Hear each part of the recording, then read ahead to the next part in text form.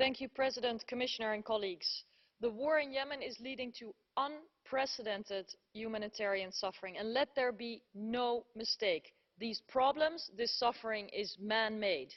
The most respected international organisations are crystal clear.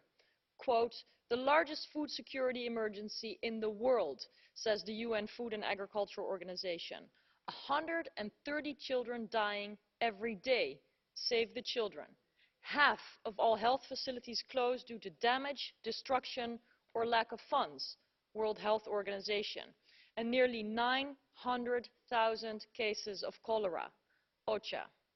20.7 million Yemenis require assistance, and as if that is not cruel enough and bad enough, the Saudi-led coalition as well as rebels are blocking land, air and sea borders and access for life-saving deliveries to people in need.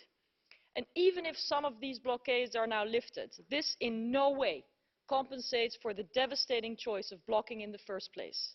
Aid should never become a weapon of war. Conventional weapons of war, including cluster bombs, have been used and are causing civilian deaths on top of the indiscriminate airstrikes that continue to kill. We call for an urgent end to the violence and urge the High Representative to come up with an EU strategy towards Yemen.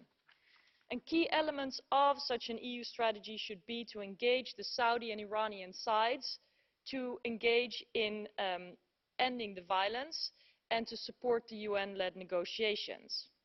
Of course, airstrikes and the killing of civilians should stop, as well as all blockades, so that access of life-saving aid can continue to reach people. We also should have EU funding for accountability mechanisms that must hold violators of international law and committers of crimes against humanity to account.